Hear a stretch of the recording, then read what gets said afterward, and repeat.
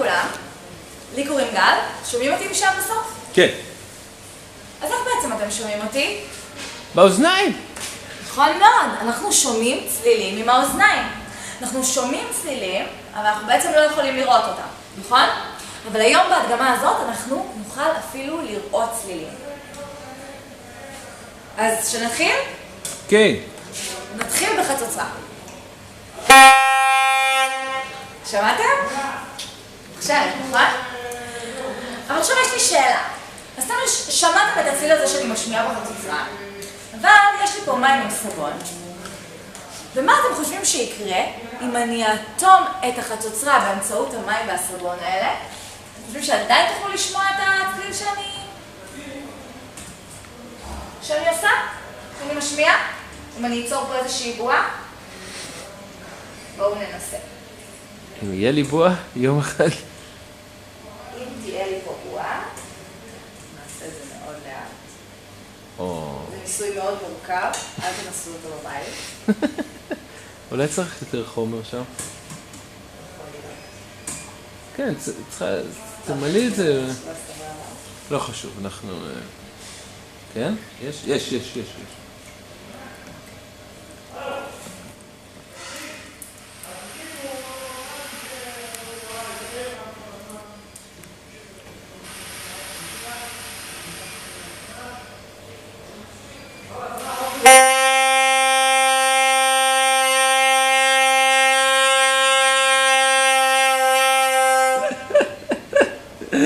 שמעתם את זה?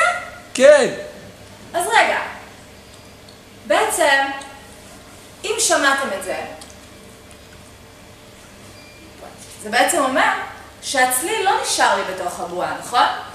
מה שקרה בעצם, זה הצליל לא נשאר בתוך הבועה, אלא הצליל הרעיד את האוויר שבתוך הבועה, והרעיד את האוויר שמחוץ לבועה, והרעיד עד שהוא הגיע להרעיד את אור הטוב שלכם באוזן. אז בעצם אנחנו מבינים שבעזרת האוויר הזה שנמצא בינינו, אנחנו יכולים לשמוע את המוזיקה. אבל מה קורה במקום שאין בו אוויר בכלל? למשל כמו בחלל החיצון שאין שם שום אוויר. בואו נעשה ניסוי. אז יש לי פה קופסה. הקופסה הזו מלאה באוויר. את הקופסה הזאת אני הולכת לחבר למשאבה. יש לי פה למטה משאבה. ובאמצעות המשאבה הזאת אני הולכת להוציא את כל האוויר מהקופסה עד שישאר לי בתוך הקופסה הזאת כלום, שום דבר, ואקום. לתוך הקופסה הזאת אני הולכת להכניס את השעון המעורר הזה שמרגיש מאוד חזק. אתם שומעים? לא. בטח שאתם לא שומעים כי לא הפעלתי. עכשיו אתם שומעים? מעצבן, נכון? אני הולכת להכניס את השעון לתוך הקופסה. עכשיו אנחנו שומעים אותו קצת פחות כי הוא סגור בתוך הקופסה, אבל עדיין אנחנו שומעים אותו מאוד מאוד חזק. וכמו שאמרתי, אני מפעילה את המשאבה שכאן למטה, ומתחילה להוציא את האוויר מתוך הקופסה. האוויר עכשיו בעצם יוצא מהקופסה, ויוצא, ומה אמרנו שבסוף יישאר? שום דבר. ואקום בעצם. יופי. אנחנו נמשיך לשאוב את האוויר, לא מספיק, אני רואה שנשאר לי פה עוד קצת אוויר. נשאב, עוד טיפה, עוד. מחיאות כפיים. לא שומעת מחיאות כפיים, מעולה. עוד קצת, אולי נצליח לשאוב בסוף את כל האוויר. אתם שומעים אותה? שומעים את המשאבה. שומעים את המשאבה, אני אנתק את המשאבה. שומעים את השעון, אבל לא משנה. אז בעצם, אנחנו לא שומעים יותר את השעון, אבל הוא עדיין מצלצל. אז מה גילינו? מעולה. במקום שאין בו אוויר בכלל, גם לא יכולים לשמוע צלילים. אז מה אני צריכה לעשות כדי שוב להצליח לשמוע את השעון הזה? מה אתם אומרים? להכניס אוויר. נכון מאוד, כל הכבוד. אני עכשיו אפתח פה את הברז של האוויר שנמצא כאן, ואני אכניס פנימה חזרה את כל האוויר. ונראה אם עדיין אפשר לשמוע את השעון. מוכנים? אוקיי, שימו לב.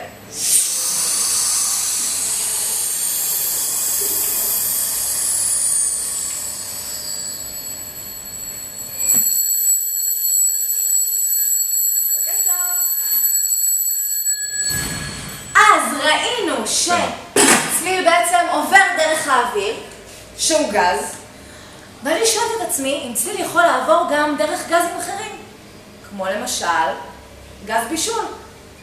אז יש לי פה איזשהו צינור אלומיניום עם חורים, קצת דומה לחליל, נכון? אבל שלא כמו בחליל רגיל, שזורם בתוכו אוויר, בתוך הצינור הזה זורם גז בישול דליק, כמו שיש לנו בבית, בקיריים, בבית. אז בואו נדליק את הצינור.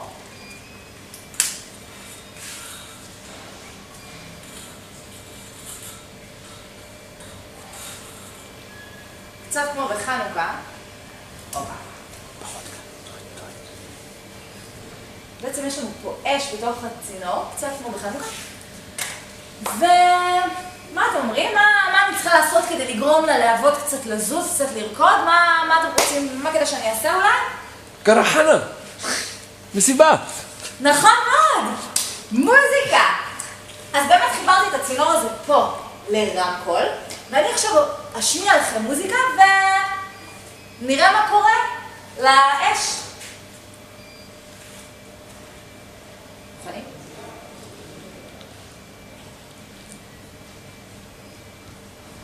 בטוחים שאתם מוכנים?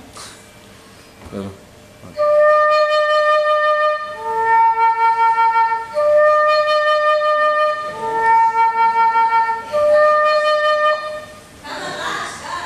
שימו לב שצלילים שונים שהשמענו יצרו לנו תבניות שונות באש.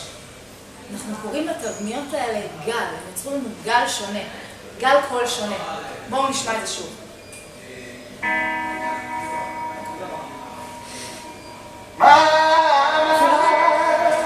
היה אפשר עוד פעם את החליל. כן, אני קראתי שזה יהיה פעם. Tell her I don't think I can take it anymore. עכשיו תעשי חושך. Oh, my. Someone broke my heart, I think. Now I'm gonna ease my pain, dancing on the floor. Take me out, I'm stuck in the room for broken heart. Gonna dance tonight. קטיושה. יפה מאוד. מדליק, נכון? אז ראינו שצליל יכול לעבור דרך גז, דרך האוויר, ועכשיו אנחנו הולכים לראות שצליל יכול גם לעבור דרך חומרים יותר מוצקים, כמו למשל לוח המתכת פה. עכשיו, מישהו מכם היה פעם בחתונה? מישהו פעם שם את היד על איזשהו רמקול מאוד מאוד גדול? בטח הרגשתם שהוא רועד כשהוא משמיע מוזיקה חזקה. אז גם פה למטה יש לנו רמקול שבעצם מחובר ללוח המתכת באמצעות הבורג הזה, ואנחנו עכשיו הולכים להשמיע צלילים שונים ונראה איך שהמתכת הזה, לוח המתכת הזה, רועד בצורות שונות עם כל צליל שונה שאני אשמיע. יש לי פה 8 צלילים שונים, וכדי שנוכל לראות את הרעידות האלה, קודם כל, אתם יכולים להסתכל או על הלוח עצמו, או מי שלא רואה את הלוח עצמו יכול להסתכל בטלוויזיה כאן, וכדי שנוכל לראות את הרעידות האלה, אני הולכת לפזר איזושהי אבקה לבנה על הלוח. למשל, יש לי פה מלח, אז אני אפזר קצת מלח על הלוח. ובואו נראה מה קורה כשאני משמיע צליל.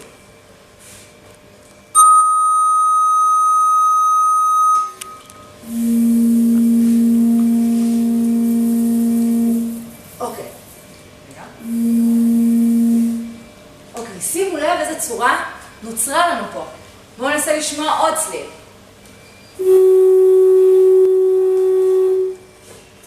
שימו לב, השמעתי צליל שונה, נוצרה לי צורה שונה. רוצים לשמוע צליל נוסף?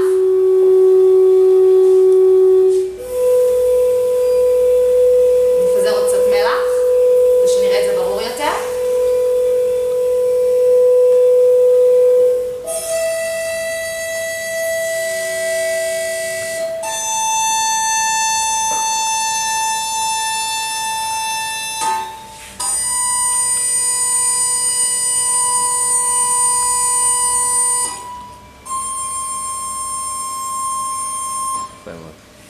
שימו לב שצלילים גבוהים יותר יוצרים לנו גם צורות מורכבות יותר. אבל איך זה קורה? בשביל זה אני צריכה מתנדב. אתה. כן, איך קוראים לך? גם אתה יכול. טוב, לא נורא, אתה תהיה הבא בתור, יוחד. אוקיי. עכשיו התפקיד שלך הוא להחזיק את הצליל הזה, אנחנו קוראים פה לו סלינקי או קפיץ. אתה צריך להחזיק אותו חזק ולא לזוז. עכשיו שימו לב, אנחנו עכשיו עומדים לראות גל. כמו שראינו אנחנו לא ראינו בעצם את גל הקול, לא ראינו אותו, אנחנו עומדים ליצור פה איזשהו גל קול. במקום לוח מתכת אנחנו הולכים להרעיד את הסליל הזה, ובמקום מוזיקה אני הולכת להשתמש בכוח הידיים שלי, וככה ליצור איזשהו גל, צורה של גל. אז אמרנו יוחאי, אתה מחזיק את זה חזק, לא לזוז.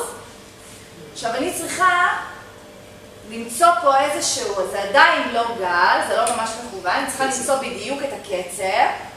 אוקיי, כן, יפה מאוד. יפה, נראה כשמצאתי את הקצב, כל הכבוד ליוחאי, חברים, כפיים ליוחאי.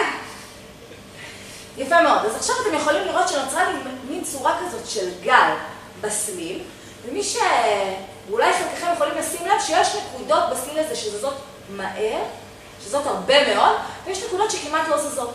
אותו דבר קרה לנו בלוח המתכת. בנקודות שזזו הרבה, הלוח זז הרבה, ובנקודות שכמעט לא זזו, הלוח לא זז, ובעצם שם המלך התרכז. ושמנו לב שצלילים שונים מרידים בצורה שונה, וככה הם יוצרים בעצם צורות שונות על לוח המתכת.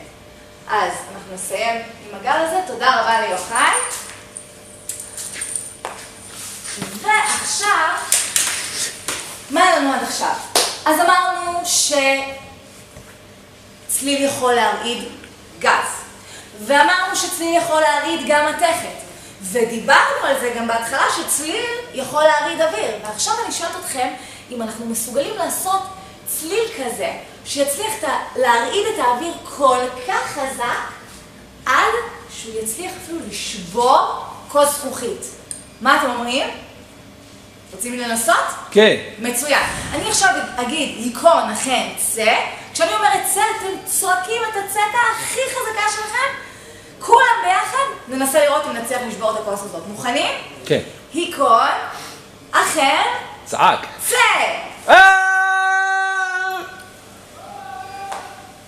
לא הצלחתם. אבל לא נורא, לא באשמתכם. עוד, יותר חזק. אתם יודעים מה? בואו נעשה את זה שוב. יותר חזק. יותר חזק. יקון אכן צא! סטופ. לא. אז לא בדיוק הצלחתם, אבל זה לא כל כך באשמתכם. האמת היא שלכל כוס יש את הצליל המיוחד שלה, שגורם לכוס הזאת לרעוד. אם אנחנו לא נעשה את הצליל בדיוק של הכוס, לא נצליח להרעיד אותה. אבל מזל שיש לי פה את שובר הכוסות המקצועי שלי. השובר הזה מחובר לשני רמקולים גדולים, שלפני שהגעתם קיבלתי בדיוק לצליל של הכוס הזאת. ועכשיו אני אשים את הכוס בפנים, ואני הולכת להשמיע ברמקולים בדיוק את הצליל של הכוס, ואם תסתכלו טוב, או דרך הזכוכית, או דרך המצלמה, תוכלו לראות את הכוס רועדת, ואולי אם ממש נצליח להריד אותה ממש חזק, אולי אפילו נצליח לשבור אותה היום. לא מבטיח לשבור. אז אתם מוכנים? מוכנים לניסוי? הניסוי! הניסוי של ההדגמה הזאת? חושבים שנצליח לשבור את הכוס? בואו נראה. ריכוז. 3, 2.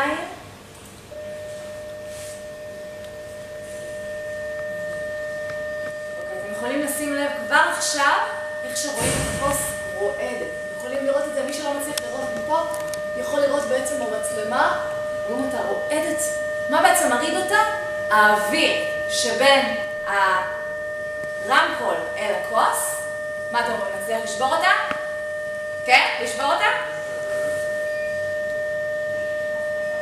כן. לא לשבור אותה. כן. אל תשבר. רק אם את בטוחה שזה יישבר. אני בטוחה שזה יישבר. אז אל תשבר. יפה! תודה רבה לכולם. מקווה שנהנתם מההדגמה, שיהיה המשך יום נעים. אני הייתי גל. אני הייתי גם. זה טוב.